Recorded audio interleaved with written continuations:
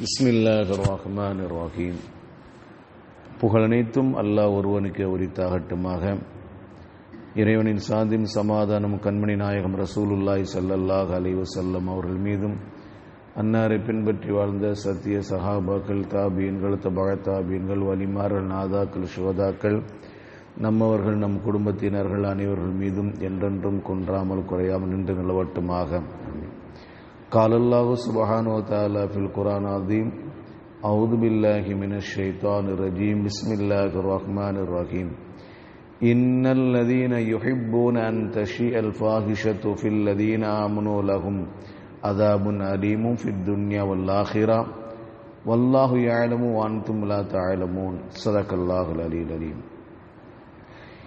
இறை நம்பிக்கை கொண்டோரை பற்றி தவறான தகவல் பரவ வேண்டும் என யார் விரும்புகிறாரோ, இறை நம்பிக்கை கொண்டோரை பற்றி தவறான தகவல்கள் பரவ வேண்டும் என யார் விரும்புகிறார்களோ அவர்களுக்கு இம்மையிலும் மறுமையிலும் வதைக்கும் வேதனை உண்டு.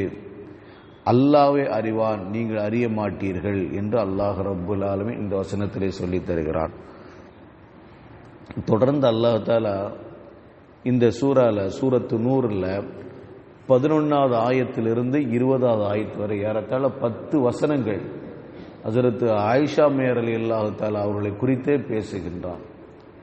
அவர்களை யாரெல்லாம் தவறாக பேசினார்களோ அதுக்கு சாடி அவர்களை தண்டிக்கும் விதமாக, அவர்களை கண்டிக்கும் விதமாக அல்லாஹ் தஆலா 10 ஆயத்தை தொடர்ந்து இறக்கி அவர்கள் பரிசுத்தமானவர்கள் என்று அல்லாஹ் தஆலா சொல்லித் தருகின்றான். அந்த வகையிலே இது 9வது ஆயத்து.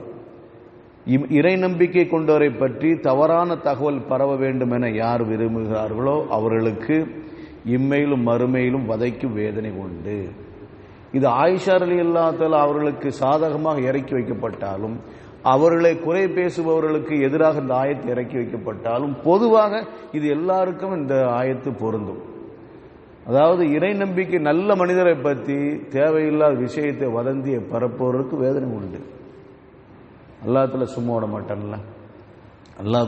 அல்லாஹ் சொல்ற நபிகள் நாயகம் ஸல்லல்லாஹு அலைஹி வஸல்லம் சொல்றாங்க, யார் பிறருடைய குறையை மறைக்கிறாரோ அவருடைய குறையை அல்லாஹ்ல மறுமையில மறைப்பான்.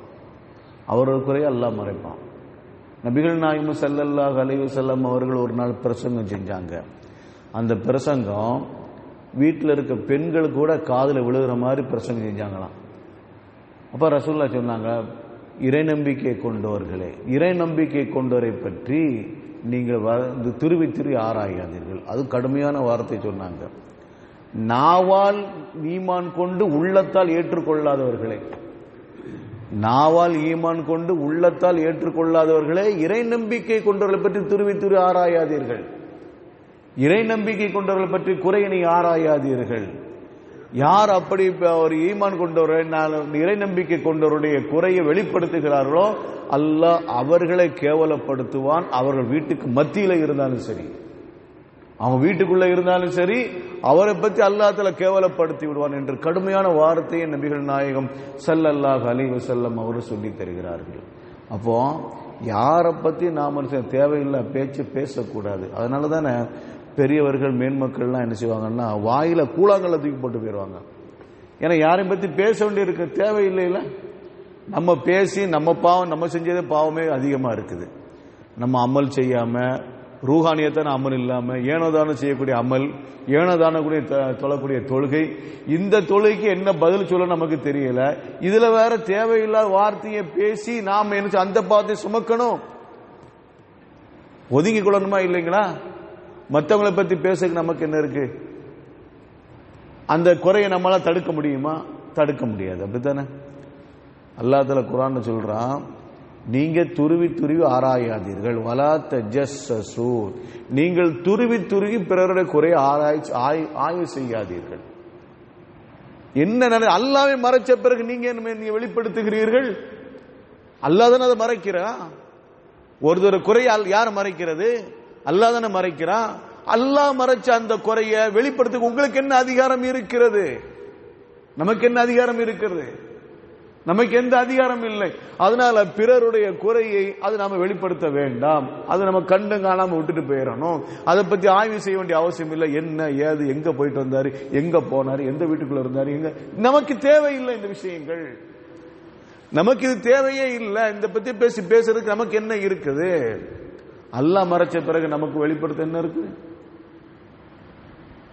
நபிகள் நாயகம் ஸல்லல்லாஹு அலைஹி வஸல்லம் அவங்கள்ட்ட ஒரு சஹாபி மாயிஸ் இப்னு மாலிக் ரலியல்லாஹு தஆலா அவங்க சொல்றாங்க, யா ரசூலல்லாஹ், நான் தவறான முறையில் நடந்துக்கிட்டேன், நான் தவறான முறையில் நடந்துட்டேன் யா ரசூலல்லாஹ் அப்படின்னாங்க.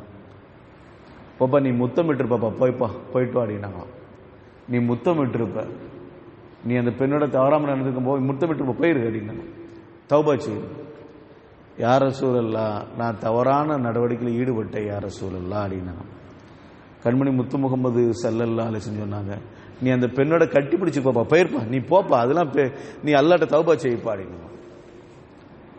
அப்ப அந்த சம்பந்தப்பட்ட சஹாபியும் சொல்றாங்க, சம்பந்தப்பட்ட சஹாபியே நான் தவறு செஞ்சுட்டேன் யா ரசூலுல்லாஹ், என்னை தண்டிங்க யா ரசூலுல்லாஹ் அப்படின்னு சொன்ன நேரத்தில் ரசூலுல்லாஹி ஸல்லல்லாஹு அலைஹி வஸல்லம் அவங்க என்ன சொல்றாங்கன்னா, நீ இந்த முத்தமிட்டிருப்பா, அதாவது நான் தான் பெரிய தவறு செய்து விட்டேன் என்று சொன்ன நேரத்தில் கூட ரசூலுல்லாஹ் நீ முத்தம் தம்ம போட்டுப்பா, போயிட்டு வாப்பான்னு சொல்லி அனுப்பிவிட்டான்னு சொன்னா, இங்கே பிறருடைய குறை ஆய்வு செய்யவில்லை. கடைசியில் அந்த சஹாபி என்ன செஞ்சாங்கன்னா, யா ரசூலல்லாஹ், நான் தவறான நடவடிக்கை ஈடுபட்ட யா ரசூலுல்லாஹ் என்று சொன்ன உடனே அந்த சஹாபிக்கு கல்லால் இருந்து கொலை செய்ய வேண்டும் என்று என்ன செய்யாங்க, தீர்ப்பளித்தார்கள். அப்போ 2 தடவை இந்த ஹதீஸுக்கு விளக்கம் சொல்லும்போது, இந்த நிகழ்ச்சிக்கு விளக்கம் சொல்லும்போது மேன்மக்கள் சொல்வார்கள், அந்த சஹாபியே மீண்டும் மீண்டும் சொல்ல போகுது, நான் அந்த தவறு செஞ்சிட்டேன், நான் தவறான நடவடிக்கையில் ஈடுபட்டேன், அந்த பெண்ணோட தவறான முறையில் ஈடுபட்டுட்டேன் அப்படின்னு அந்த சஹாபி சொல்ல சொல்ல சொல்ல கண்மணி முத்து முகமது ஸல்லல்லாஹு அலைஹி வஸல்லம் அவர்கள் அதை தட்டி விட்ட காரணம் என்னன்னு சொன்னா, யாரும் துருவி ஆராய்ச்சி செய்யக்கூடாது என்பதற்காண்டி தான் என்று சொல்லார்.